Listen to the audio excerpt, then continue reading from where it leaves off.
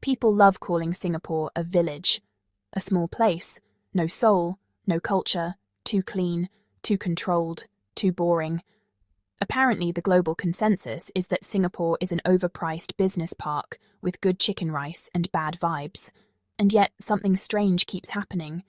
Every year, the same people who mock it are quietly Googling Singapore tax residency, SG property price outlook, how to move money to Singapore legally.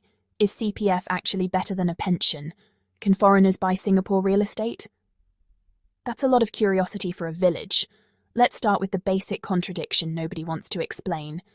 If Singapore is truly irrelevant, then why is global money behaving like it's radioactive everywhere else and sprinting straight into this so-called village? Because capital does not migrate for fun. Money has no nostalgia, no childhood memories, no patriotism. Money moves only for 3 reasons: safety, yield, and rule enforcement, and Singapore scores offensively high on all 3. While other countries sell dreams, Singapore sells spreadsheets. While others debate ideology, Singapore publishes balance sheets. While politicians elsewhere talk about the future, Singapore already priced it in. That's not romance, that's finance. Let's talk stocks first, because advertisers love it and viewers pretend they don't. Singapore doesn't scream stock market hype the way the US does. No meme stocks, no retail mania, no TikTok traders promising Lamborghinis. Instead, you get banks that actually make money, REITs that distribute cash instead of hope. Infrastructure-linked assets tied to ports, data centers, and energy grids. It's boring in the same way compound interest is boring, and yet somehow people keep wanting it. Now real estate, the global obsession. People complain that Singapore property prices are insane. They are correct, and they still buy. Why? Because when global cities wobble, Singapore real estate does not collapse. It pauses, it breathes, it resumes climbing like nothing happened. Foreign buyers are taxed heavily, speculation is punished, leverage is controlled. And that's exactly why long-term money loves it. Because the rules don't change mid-game. You don't wake up to surprise rent controls. You don't get populist housing policy written for votes instead of math. You don't hear temporary emergency measures that somehow last a decade. Singapore real estate is not a lottery ticket. It's a vault with windows. Now taxes, the part everyone whispers about. Singapore is not a tax haven. It's worse than that. It's a tax clarity haven. You know what you'll pay. You know when you'll pay it. And you know it won't suddenly triple because someone lost an election. Capital gains? Mostly no. Dividends? Often exempt. Corporate taxes? Competitive and predictable. For global professionals, that predictability is worth more than any cultural festival. And yes, people still call it a village. Which brings us to the funniest part. Every year, professionals from Australia, Europe, Japan, Korea, and even the US say, "I could never live there. Too small, too boring."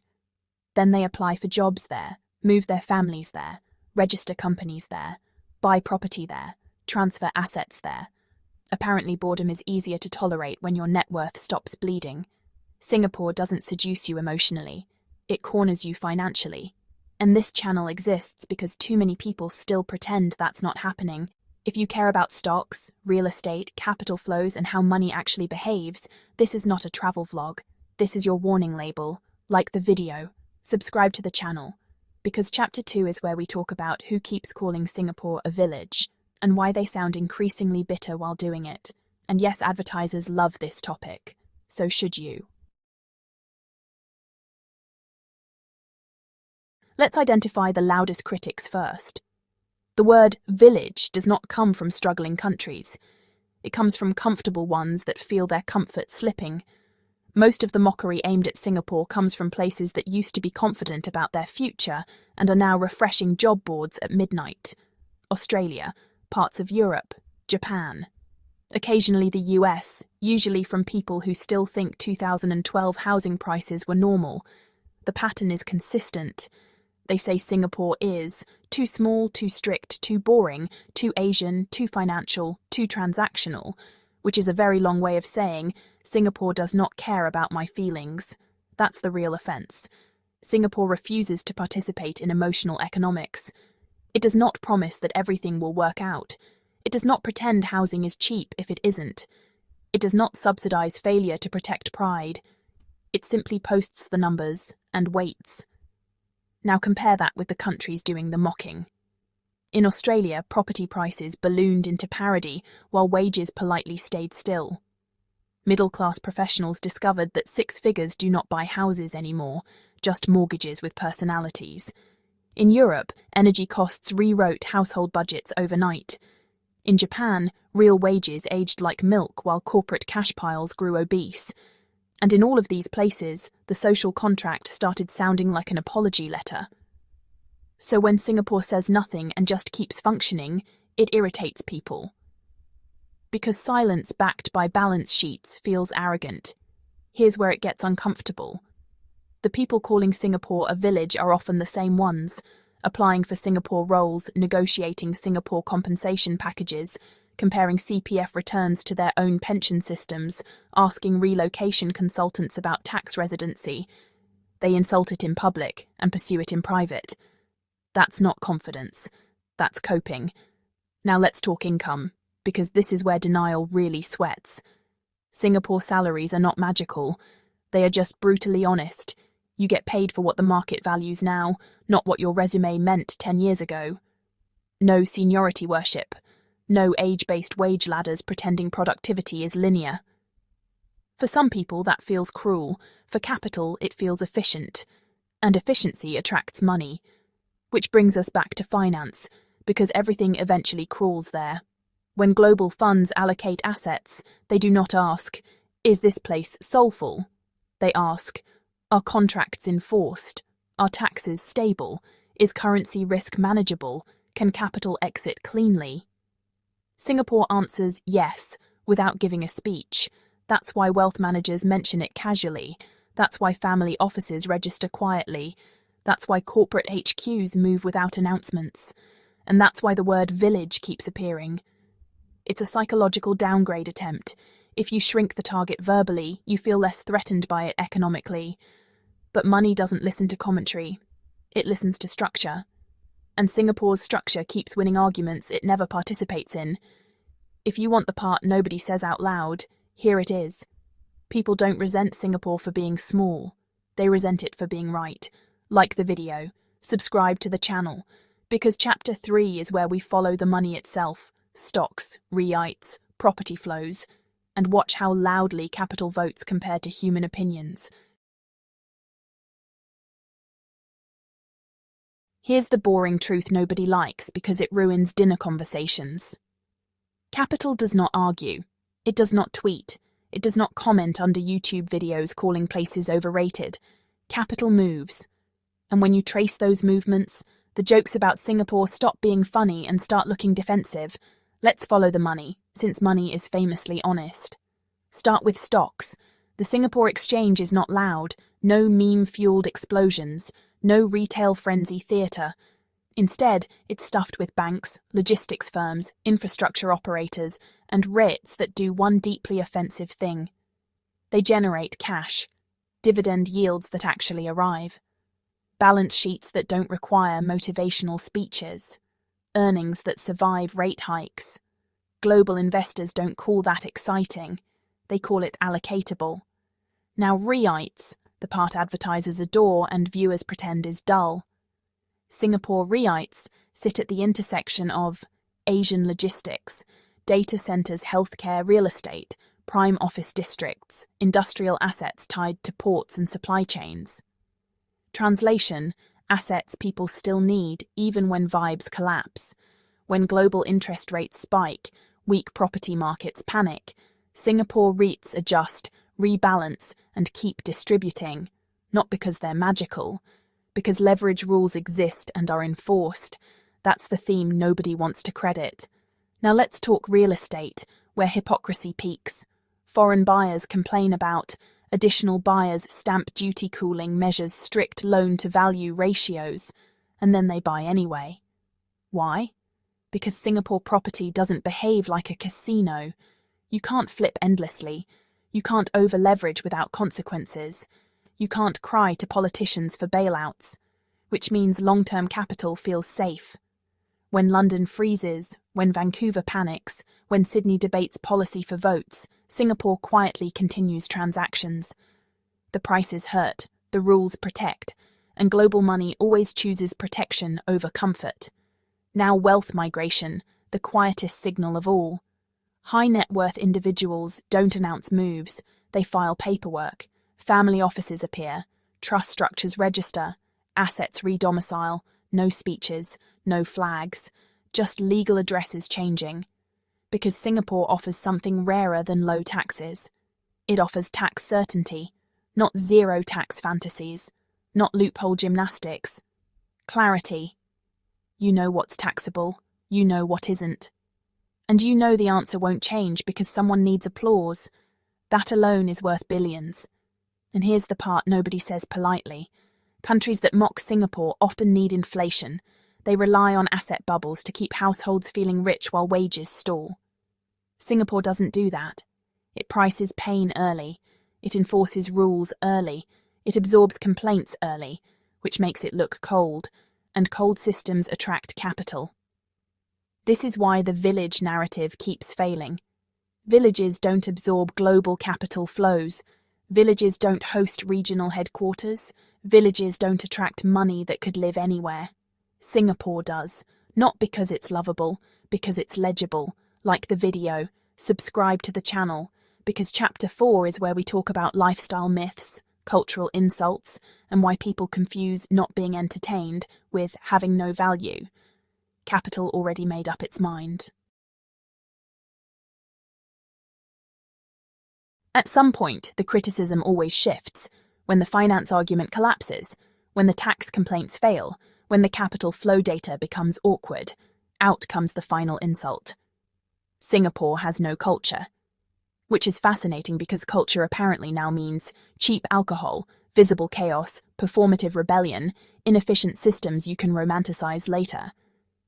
By that definition, yes, Singapore is culturally offensive. It refuses to entertain your dysfunction. Singapore's culture is not loud. It doesn't need your approval. And it definitely doesn't pause to explain itself. Its real cultural values are inconvenient ones: order, predictability, delayed gratification, social enforcement, economic realism. These are not cinematic traits. They don't photograph well. They don't trend on social media. But they compound. People confuse stimulation with meaning. Cities that exhaust you emotionally feel alive. Cities that let you sleep feel soulless. Singapore falls into the second category, and for people whose lives run on noise, that feels threatening. Here's the part nobody wants to admit. Singapore's lifestyle is not built for tourists. It's built for people who need to function. Wake up, commute without fear, work without theatre, eat cheaply if you want, expensively if you can. Go home safely, no daily friction heroics required.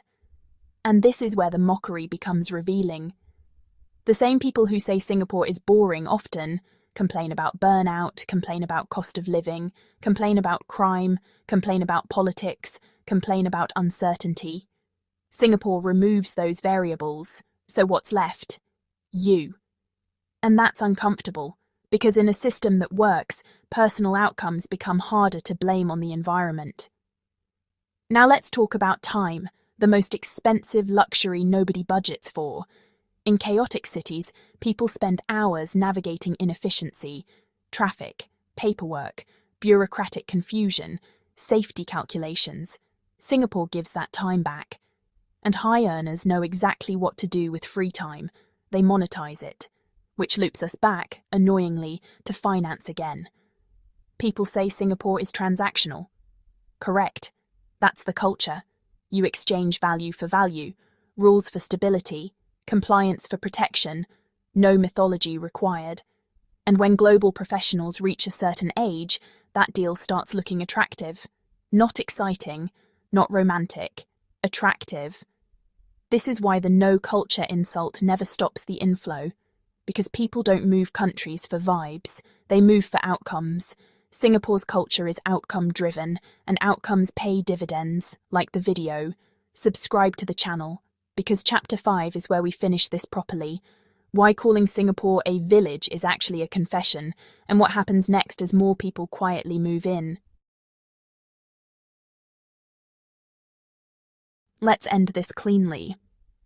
When people call Singapore a village, they think they're mocking scale. They're not. They're admitting something far more uncomfortable. They're admitting that a place with no natural resources, no emotional storytelling, no historical grandeur to hide behind, no tolerance for chaos, as personality somehow keeps outperforming countries with every possible advantage. That's not a village problem. That's an ego problem. Because if Singapore is just a village, then what does that make countries with?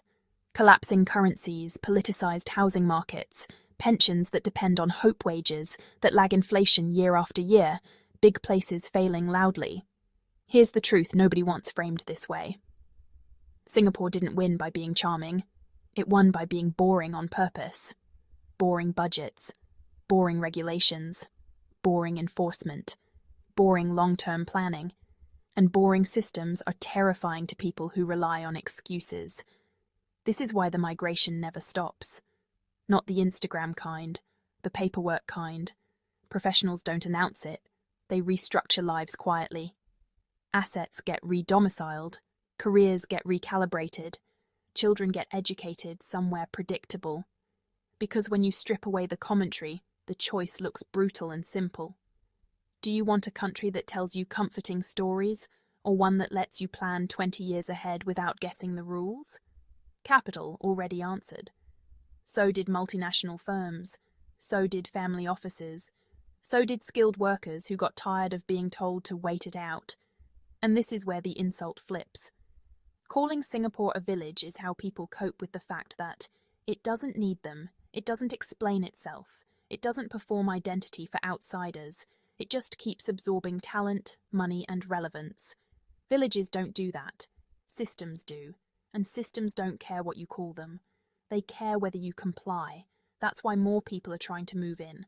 That's why property stays expensive. That's why capital keeps flowing. That's why this conversation won't die. Because deep down, everyone knows. This village figured something out early, and the rest of the world is still arguing about vibes. If this series made you uncomfortable, good. That usually means it worked.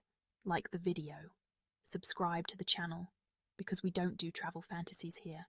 We follow money, structure, and consequences, and those never lie.